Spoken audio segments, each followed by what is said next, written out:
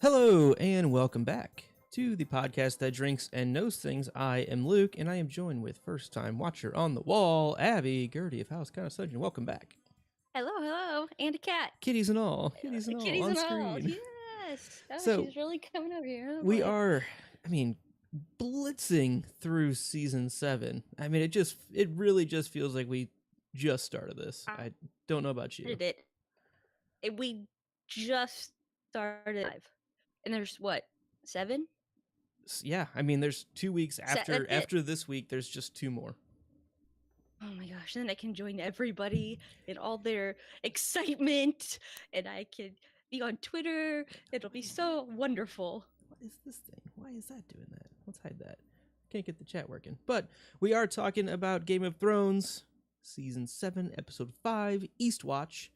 And at this point, I'm just gonna shut up. Abby, what were your big thoughts? Do you have a theme this time, or I don't have a theme. I just have my I completely dropped the ball again as host. What are you drinking? Oh shoot, I didn't even catch you. I'm drinking Duplin Black River Red. We're like twinsies.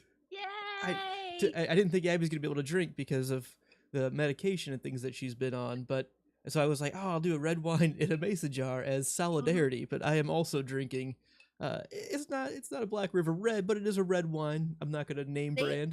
You can get it in a 1-gallon jug from your grocery store. That's what I'll say. And it doesn't taste as good as Black River Red. I can tell you that. It's not terrible, but it's not great. Yes. So yeah, I decided to be a tough cookie today, and I just didn't take any meds so I could drink. So we're good. Hard ass. The sacrifices, the things she does for podcasting. I know, and my knee is like bent at almost a 90-degree angle. Things are progressing, people. Yeah. We have progress. I know, this is so exciting. All right, so no, I don't have a theme for today. I really just took my do what I do for drinks and knows and kind of do my first watch where I take kind of like highlighty notes, just like general big things that stick out. So I'm just going to go through those and we'll see at 20 minutes. Cut me off. Shut up, Abby, and I'm done. So that's how we'll roll tonight. All right, timer start. Boom. So it was Braun. That was my first thought watching this. It was Braun. Was it really that much of a surprise, though? I mean, it was. No, it wasn't. Like, I think it really tried to be, but who else would it have been unless it would have been Dickon, like trying to be the savior of the day? I could see him pulling that, but no. And I also think it made me think about last episode, Jaime charging towards the dragon. That is such a suicide mission. Like, why would he choose to do that? And he answers that and he says to end the war. But there was no way. Like, and I think he is a realist and enough to know that. Like, is he just, if he dies, he's done. He doesn't have to deal with, like, was it like this unconscious choice to be like, look, I'm going to try to go out and I'm going to go out here. But if I get her, like, everything's done. I don't know. I think it's your speculation, obviously, but when I see him do it, I'm like, yeah, that makes a lot of sense. He knows this is like probably the one chance, at least right now, that we're gonna have to cut the head off the snake. So I'm gonna go for it. I mean, if I die, fine, but at the end of the day, the clock ticks life away, and he had the chance, might as well take it because there might not be another chance. Yeah, and so I wasn't really sure if I just looking back, I'm like, he had no chance. Why do it? Like, why put yourself on a suicide mission? And kind of went deeper into, well, did he consciously think like, well, either way, I don't know. Anyways, I think you're right. Mostly because I don't really think you're wrong, usually. So that's my reasoning. That's Luke why I threw like the gavel having on me it. here.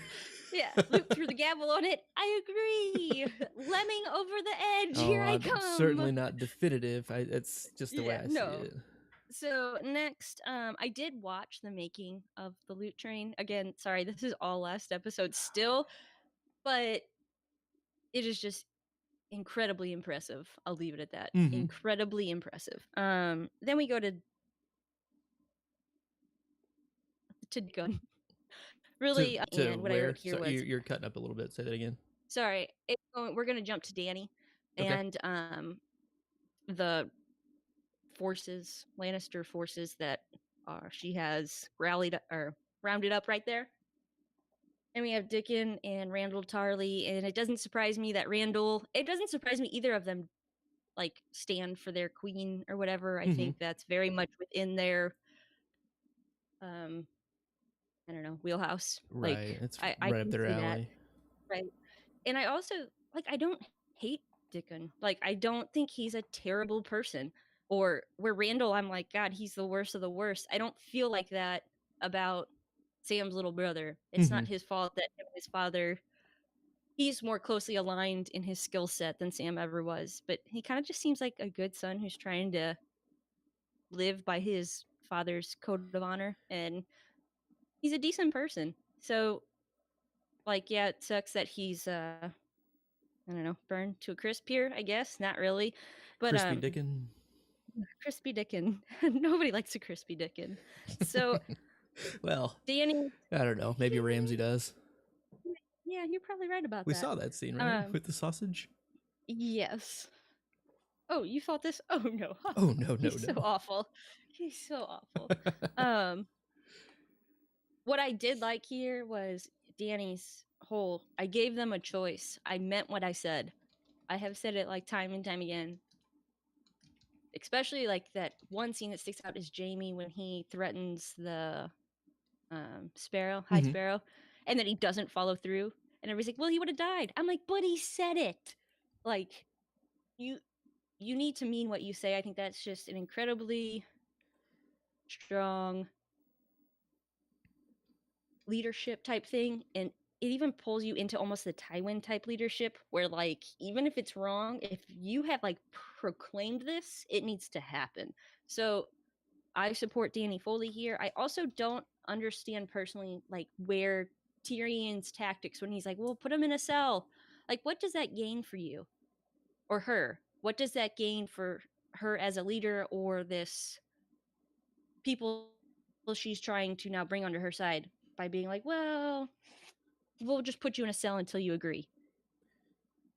Like, I don't see his, and I'm trying to, that like, if you can explain to me why Tyrion feels like that's a better idea, I don't know. Well, I mean, from Tyrion's side, this is a bit drastic to him. I mean, think of how many people he threw in the cells.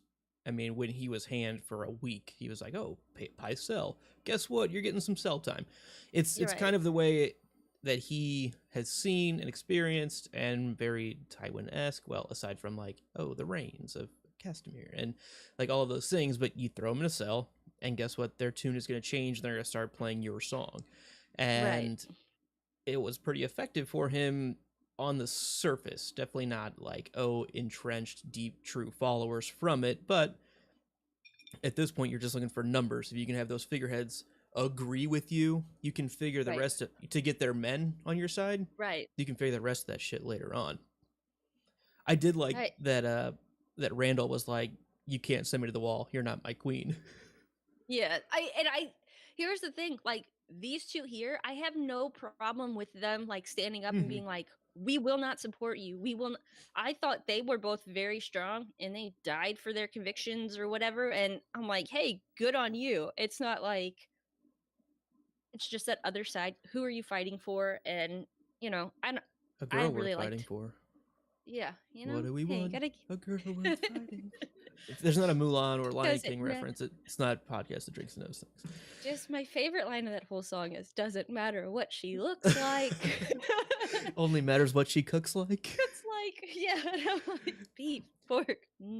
I was going to say something else about Dany. Oh, another reason why Tyrion would see her, a benefit to throwing them in the cell is to keep them alive. I mean, the name still means something. That was because the Tarly name is still very big. Oh, Robotty. You're Robotty, Abby. Gertie the robot. Oh no. I don't, here, hold on. You're good right now. I'm gonna, sorry chat, I've left you. I'm gonna turn off my chat so that way I'm no longer Robot Abby. Robo Gertie. Robo. So yeah, anyways, on them, that's about it. We'll move through some of these You were talking about the name means something, and I guess leverage. Just it's not like just overall agreement that's a strong choice. You might as well keep something of it alive instead of, I don't know, like killing off. I don't really think the whole family gets killed off, but it is the male heir, or kind of, that whole sticky situation. Next we'll go to Cersei learning, I guess, about the fight, and basically what I take from that is Cersei's, fight and die or submit and die.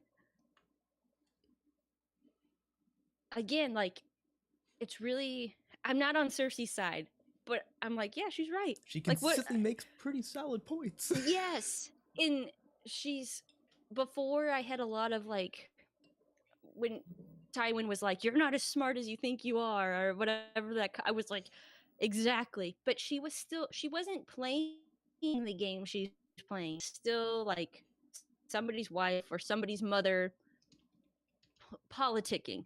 Now she's in charge, and she's boss babe at it. She's doing great. So like that.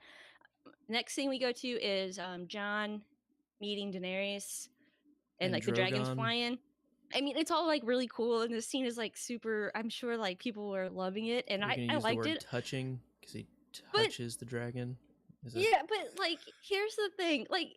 So I know, like, on a horse, you might, like, rub its, like, face. But to me, as he's, like, rubbing this, I realize, like, he's, like, doing this to the dragon. It's like, oh, like, oh, this thing is so, oh, man, it's so corner of your nose pimples, and he's trying to get it for you. Down, like, the cheek. It's, like, literally just the nostril right here. I was literally thinking that, too, when I was watching. I had it on in my car, listening to it while I was driving home from work. And I did glance over, and I saw it, I was like, man. Like, the contact comfort for a dragon would be tough from a human. Yeah. Like, it really just needs to be, like, dragon on dragon touching for that to really register, I think. Yeah, I feel like he's literally just, like, rubbing his nostril. Like, in the screen, I just thought it was a little silly. Not silly. Just something I noticed, and was like, that's just such an awkward place, I guess. I don't really know. So, whatever. But that's cool. Dragons are cool. I don't know. And they look awesome, don't they? They do. Like, the dragon looks great. His eye, like, as it like, it all looks really good. But for some reason, getting away from Jon just rubbing, like, right in the bottom of it. Like, he's, like, trying to, like, get a sneeze out of him. Proto Peach in the chat says maybe he had some eye crust. Yes. That's what I was like, oh, he has one of those, like, corner of the nose pimples, and he just knows that Drogon can't get it for himself. Yeah, it's one of those pesky blackheads that are just stuck in. I don't know, but you just need a hand. So, yeah, and then we get Jorah, and I don't know. I'm a TV watcher, and this to me, yes, that is my friend. I'm like, oh, it's so cute. Like, when Jorah comes and she's like, yes, that is my friend. So that's just like a little bit of heartwarming to me. We'll move on to Bran here. He wargs into, this is my question, a raven or all those ravens? Good question. What do you think? All of them, except that when we get down to the Night King, it's definitely like, I felt like it was just one, kind of, that we focused on. But I got the impression it was all of them. Like, all those ravens he was inside of. So, I don't think this is a spoiler or anything, but if you watch back, keep your eyes on the whites of their eyes as it's flying, as you see like the whole flock flying out, the whole murder of crows, of ravens. You see the little white jump around to a bunch of them. So at least the way I see it is he's controlling just enough of them to get the flock to fly in that direction. Okay. And he's bringing numbers because safety in numbers, right? So if one gets taken down or something, he still has a bunch around. That's how I view it. I'm not saying that's definitive or anything. NHL 94, when you jump from guy to guy, you can be like Wayne Gretzky and Brett Hall, and you jump and you press B and go to be the other guy. Okay, perfect. Yeah, but we know that birds kind of flock together, right? So if he's controlling just like a certain number of them, they're going to follow that pattern that he's looking to go for. That's how I view it.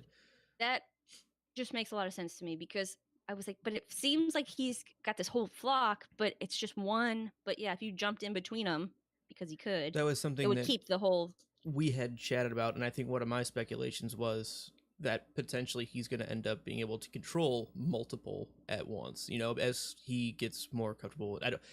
That's just a speculation that I had after watching this episode, that he's still growing in his power. Yes. So next we'll talk about Sam and how, like, not, I don't want to say like pathetic, but like how begging, like, please, I have seen it, talking about like Bran and listening to Bran to the Maesters, and everybody's just kind of laughing at him, and Real this, that, quick and the other. timeout. Yep. Phil just gave you the compliment of the night. She said NHL 94, Abby rules. We grew up on that game. Sega. We oh did. yeah. All I know is if you press the one that like makes you jump to another one, then I don't have to control the one by the puck, because I really suck, and I'm always at the other end, and my blue little thing is I'm always like, fuck! I'm always going the wrong way. I really suck. You don't want me on my team, but I appreciate the compliment. Don't use me in a tournament. Going to the Citadel, like, I just feel bad for Sam. He's tried so hard to like get the information he needs or have people believe him, and it's just not working out for him, right? It also made me just really question the Citadel and the Maesters. Like, I see them as like the media of Westeros. They are controlling the information and what gets out to the public. And if they're actively trying to find the truth, why aren't they sending somebody up north? Like, why aren't they sending somebody to Jon? Why aren't they sending one of these big influential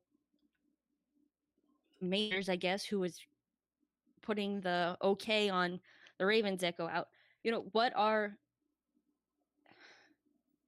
they really reporting the truth, or like what are their motives? Who are they working for, really? Because I don't feel like they're just these historians that are just writing things as they come in. He who controls the past, he who knows the past controls the future. I mean, that if you own the communication lines, you have a lot of power. And I will say there are a lot of theories out there about Maester conspiracies and things like that. So you are definitely not alone at all. And I'm not saying that I disagree one way or the other. You are not alone. It's just like, I've had other things, I guess, in other episodes. I'm like, okay, they like don't believe or whatever, but this one's particularly just struck me like they're just sitting there laughing at this. Like, they're not investigate. How do they know anything then, or what? So yeah, they're in question with me. We'll move to Winterfell, and I'll be concise here. The stuff going on up there, I liked that Arya gives the whole like, he trusted you to hold it for him. I think it's a good reminder for Sansa. Not that she's trying. I do not think she has like a plot in her to take it from Jon. I don't think that is her game. Like, I think she's probably really enjoying being the lady of Winterfell. She's good at it, but I don't think she has the, well, how am I going to get this from Jon? I think it's nice to have that voice of reason, because she says, maybe not even reason, she says, I listen to their complaints. That's kind of my job. That's what I have to do. And it's nice to have that reminder, but you are here to hold it for him. And it probably just, hopefully puts the right wheels going in her head. Like, okay, they can question or complain, but this is, and I don't think she says anything like bad or derogatory. She says, this is what he thinks is right. You chose him, and this is what he's doing. We have the whole microfinger and Arya and her finding the letter, which doesn't really say what the letter was, but I'm pretty sure it's the one from Sansa from like season 2. That's like, bend the knee to Joffrey. Okay. Excuse me. Because is there any reason you're thinking that, or is that just the only thing you could? Well, I didn't like stop it, but I read a little bit to it. It was like while it was just playing, and I saw like come north and something about Joffrey. So that's just what I'm assuming it was. I don't really know. And it's just Microfinger playing his games. I just don't see how he can. Oh, I just hope the girls don't let him come between them, and that's all he's trying to do. Microfinger come between them. That's right. Get that microfinger out there. And then we have Bran, who knows everything. So I mean, like, it has to be coming. His time has to be coming. But whatever. You're having a cat off behind you. Oh, one just bounced. There it is. The cat off continues. The one closest to us, that's Lulu. She's the dominant. Lulu? Lulu, yeah. She's quite a cat, I guess. She's kind of mean. Everybody wants to be a cat. Yeah. Only, yeah. I love Davos in this whole entire episode. There's like nothing that he says that isn't absolutely 100% great. Don't listen to me. All I've done is grow to a ripe old age. That is such, like, you should listen to your elders or people who are old. Like, life experience counts, okay? Experience counts. And he's just like, yep, that's perfect. There they go. But what is he? Nothing fucks you harder than time. Truth. He's just so funny. He has some phenomenal one-liners here. The fermented crab, like the whole scene with that. Yeah. It's just so suave was the word I wrote down. I'm like, he's just so suave, like in calm, cool, collected, because the biggest giveaway when you're trying to lie is your nerves. And he's just, okay, it's cool. Even when Tyrion comes down and there's like no getting out of it, he's still like, I'm just gonna smile and be nice through this. Can we come to some kind of arrangement? I know. He's like, take the bag, it's fine. And luckily Gendry's there with the big old warhammer. But so we get Gendry. Hello, Gendry. Been a fan of him since he showed up. Yeah. Still a fan? Yeah, definitely. I love, Davos. You can see him going in there with the like, I think this is going to be a good thing for you. We need you. The big, here's what I'm going to give you. And I'm waiting for your response. It doesn't even get there. Gendry's like, okay, cool. I'm ready. Let's go. And he's like, wait. Like, we need to back up. You need to let you know what he's like, I don't give a shit what I'm getting into. Like, get me the fuck out of here. Yeah. I'm ready to go. I told myself that, there'd be a day when I would just know it was time. Guess what? It's time. You think I would hang out here making weapons for the people that literally killed my father? Like, no, Let's get out of here. Yeah, he also steals the scene a little bit when he gets introduced to Jon. Do you have thoughts on that as well? Yeah, so that's super awesome. And Davos, we'll do that one. Yeah. So, but he does jump around on you. Sorry. No, you're good. I just have another thought about this too. But Davos, introduces him, and he's like, "Hold on, wait, cut through bullshit. I'm Gendry. This is Clovis. I'm actually Gendry. Yeah. I'm Robert Baratheon's son. Robert Baratheon's son." And I thought it was so cool. Like, they give I think Jon says, "You're leaner than him," and he says, "You're shorter than him." And it's such a throwback to, like, you got fat. Like, just friends or like people you joke with like that. The relationship already is kind of paralleling what those old guys we don't talk about anymore. Ned and Bob, Robert, yeah. Big Bobby B, that guy. There we go. Shout out to Davos Fingers for coining Big Bobby Baratheon. Oh, hey, there you go. I am super excited that this year I have any idea at all what the March Madness they're doing. Oh, I know, right? Last year I was like, you guys were talking about it, and I'm like, okay, cool. Like, I don't. It's hard to keep up with. Like, it's like you have to be checking it all the fucking time. But honestly, I didn't know like probably 70% of the characters because I kind of started, or everybody was still confusing, and now I'm like, oh, I hope so and so wins. I'm like, this is so exciting. You actually have a stake in it. It's way better than basketball. I'll just put that out there. The actual March Madness. Well, you're invested. That's awesome. I'm glad you're enjoying it. My last thing on Gendry, Jon, Davos kind of pairing. I think it's incredibly interesting. We have, Davos is needed to smuggle him in. That's all he's asked to do. But while he's there, set of skills.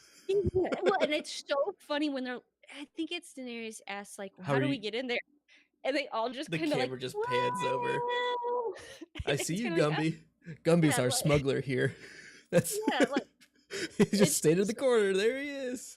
It's just one of those things that you realize, well, they know something about that person, and apparently they're going. So, he gets set here because of his skills, but he takes it upon himself to go find Gendry, who he doesn't actually know if he's there. But while he's there, he's going to go, hey, I'm going to go look. And all of a sudden, not only does Davos come back with an ally, a formidable fighter. I mean, he can hold his own, right? It's hammer time, yeah. Somebody conveniently who can forge weapons. OMG. How amazing, because we're going to need weapons forged. So nobody asked Davos to do it, but here Davos is, like, potentially solving a problem, literally saving the realm. Like that could easily solving pay dividends. A problem nobody has even talked about yet, other than we need to mine this stuff. So that's pretty right. Mining, it's one thing. Well, I'm gonna try making it into all right, so the last one here, I just, so for time's sake, no, we got two more. One, Cersei's pregnant. Holy shit. What is this? The reason why she's been so nice, I guess, in the bedroom, Jamie? So what are your thoughts on so I really think that when Jamie says, like, what are we fighting for? She's like, for us. I think she didn't realize, like, up until that point, maybe, that there's kind of not no reason, but after them. So now she's like, well, I need a baby because we need to solidify this lineage.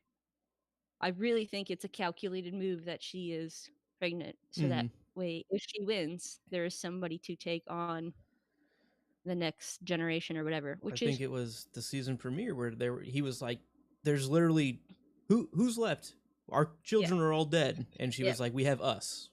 And I mean, exactly what you were just pointing out. And it's like, well, yeah, maybe she's been pulling those strings and making sure that they can re-solidify that, That's great. Like, and I didn't really see any of that necessarily coming through, like, their sex scenes or how she was treating him. I just was like, God, she's kind of manipulative, whatever.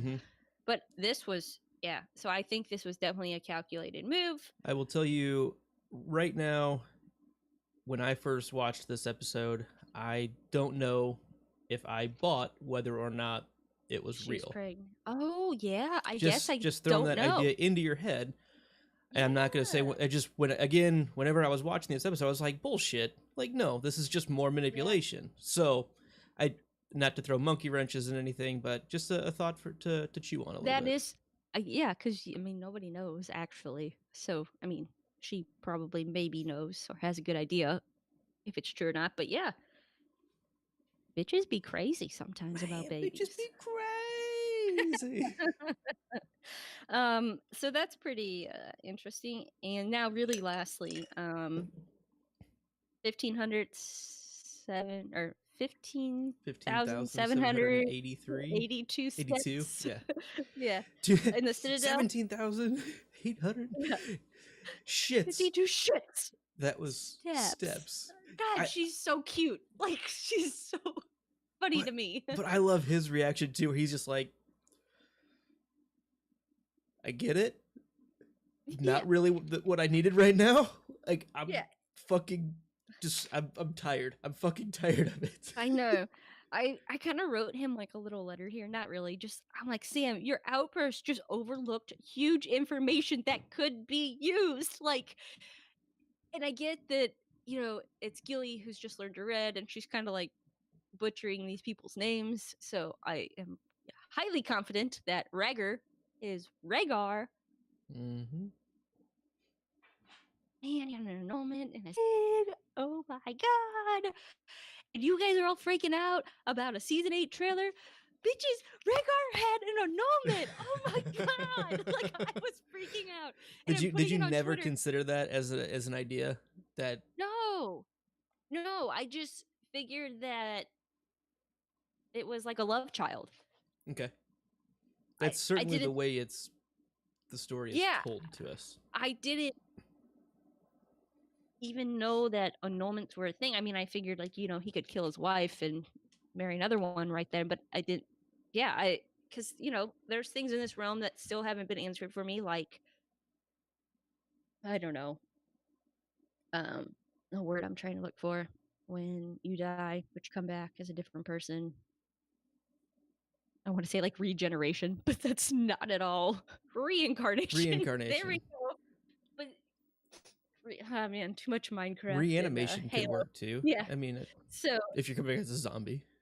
Yeah. So yeah, that to me, I guess, yeah, a little bit blew my mind. Like that's Ragger. I just figured he was that John was a love child or whatever, but no, like he's a legitimized, not bastard, not love child, legitimized for real Targaryen, and nobody can dispute it per their laws.